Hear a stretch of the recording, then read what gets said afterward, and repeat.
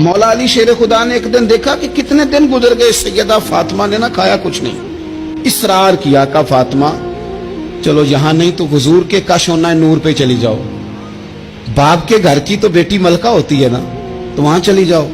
حضرت فاطمہ حضور کے کاشانہ نور پہ آئیں، بڑے خوبصورت لفظ ہیں، بیٹوں کو دیکھ کے بھی بندہ جوان ہوتا ہے پر بیٹیاں بھی بڑی پیاری ہوتی ہیں۔ حضرت ام ایمن کہتی ہے میں حضور کے پاس بیٹھی تھی جب حضرت فاطمہ نے دروازے پہ دستک دی، باہر سے دستک دی، اور حدیث کے لفظ کیا ہیں؟ حضرت فاطمہ نے باہر سے دستک دی تو محبوب اندر سے فرمانے لگے ام ایمن دروازہ کھولو۔ یہ دروازہ کھٹکھٹانے کا انداز تو فاطمہ کا ہے، تو فاطمہ ہی ہیں دروازے پہ، یہ علی کے گھر کی ہے عزت علی سے سنتے ہیں، نبی کے گھر کی ہے عزت نبی سے سنتے ہیں، وہ جس نے معزز کیا گھرانے کو اور حسین پال کے جس نے دیا زمانے کو۔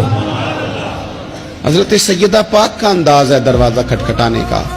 حضرت ام ایمن کہتی میں نے جھٹ سے دروازہ کھولا تو حضرت فاطمہ کا وہ چہرہ جس پر شدت بھوک کے آثار نمایاں تھے، حضور کے سامنے گئی تو لفظ نہیں کہے پر آنسوؤں سے آنچل بھیگ گیا۔ محبوب نے دست شفقت رکھا، فرمایا پتر کیا ہوا؟ عرض کی ابا جی بہت دن بیت گئے کچھ کھایا نہیں، آج شیر خدا نے کہا ہے کہ حضور کے گھر ہی چلی جاؤ تو وہیں سے کچھ کھا لو، تم یہاں تو مسلسل فاقہ کرتی ہو اور کسی چیز کا سوال نہیں کرتی ہو۔ تو نبی پاک علیہ السلام نے کیا فرمایا؟ او میرے سنگیو، بچوں کو سہولتیں بھی دو پر انہیں جینے کا سلیقہ بھی سکھاؤ، اپنی اولاد کو نعمتیں بھی دو۔ حضور نے فرمایا اللہ تمہیں وسعت دے تو گھر والوں کو دو، انہیں وسعت بھی دو پر صبر کے سلیقے بھی سکھاؤ، انہیں جینے کا ڈھب بھی سکھاؤ۔ نبی پاک علیہ السلام نے فرمایا فاطمہ بیٹا اگر تم کہو تو یہ 5 بکریاں کھڑی ہیں میں تمہیں بکریاں دے دیتا ہوں، اور اگر تم کہو تو میں تمہیں 5 وظیفے سکھا دیتا ہوں۔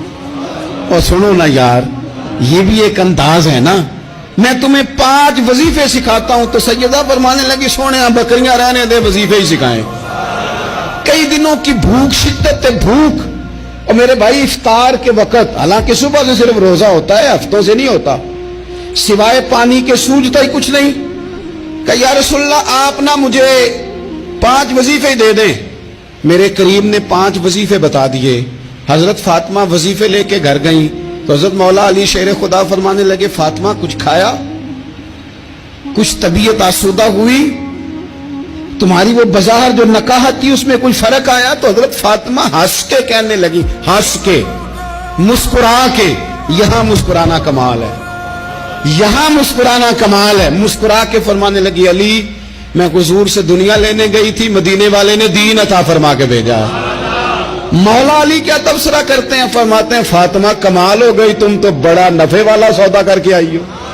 یہ اخلاص، یہ للہیت، یہ حسن، یہ کمال، حضور نے فرمایا کہ تمہیں وہ اعزاز حاصل ہو جائے کہ تمہاری اولادوں تک یہ بات آئے کہ دنیا کی دولت جھولی میں آئے تو خوش نہیں ہونا، اللہ کا قرآن سینے میں آئے تو خوش ہونا۔